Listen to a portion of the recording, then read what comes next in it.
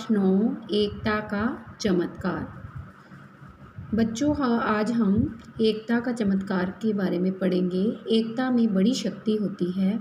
मिलजुल कर तथा एक दूसरे के सहयोग से किसी भी समस्या का सामना किया जा सकता है। कैसे, आइए पाठ पढ़कर जानें। एक छोटा सा गांव था। गांव के बाहर एक सुंदर तालाब था। उसका पानी अत्यंत स्वच्छ था। स्वच्छ मतलब साफ था। सरोवर में बहुत सी मछलियाँ, कछुए और मेंढक रहते थे। तालाब के बाहर खरगोश, चूहे आदि अनेक छोटे छोटे जानवरों ने भी अपने बिल बना रखे थे।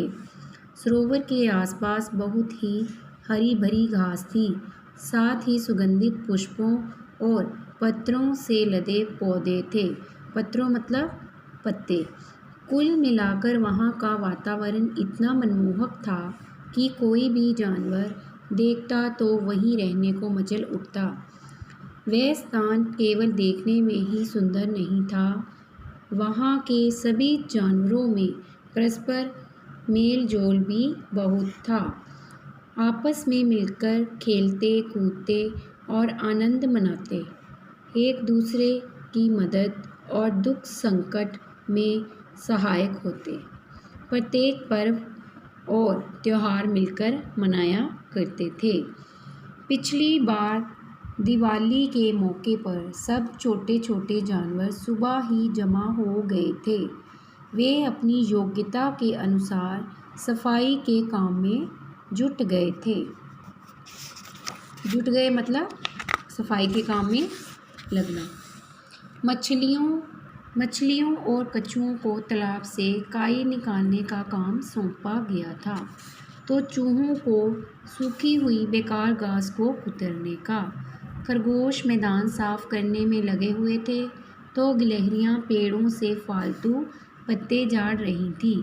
प्रत्येक जानवर अपने स्थान को स्वच्छ और चमकीला बनाने में लगा था। जो वहाँ के जानवर थे गांव के, वो सारे ही एक दूसरे से मिलजुल कर रहते थे और वहाँ का जो वातावरण था वो बहुत स्वच्छ था। और हर कोई जब दिवाली थी तब सारे साफ़ सफाई करने में एक दूसरे का साथ दे रहे थे।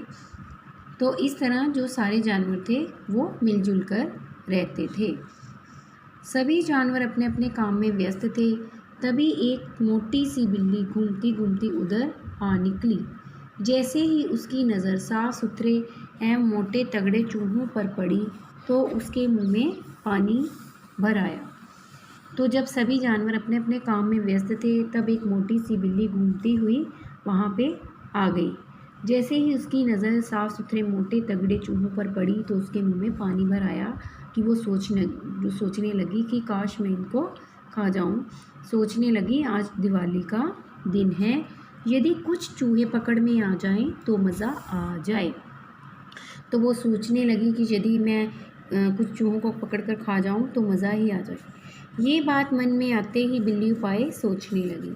सोचते सोचते एक युक्ति उसके दिमाग में आई। वह लंगड़ाने का नाटक करते हुए धीरे धीरे चलने लगी। तो उसके दिमाग में एक युक्ति आई। युक्ति मतलब उपाय।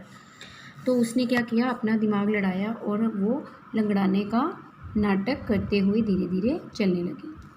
चूहे उसे देखते ही इधर उधर भागने लगे। जो चूहे थे वो घबरा गए उसको देखकर और वो इधर उधर भागने लगे। बिल्ली बोली, अरे बच्चों डरो मत, मेरी बात सुनो, मेरी बात तो सुनो।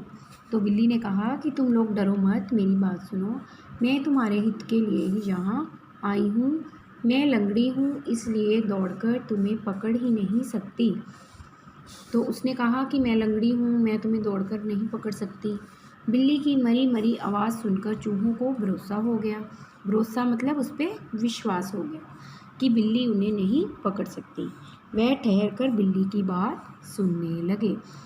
तो वो सारे रुक गए और उसकी बात सुनने लगे। Okay student, thanks.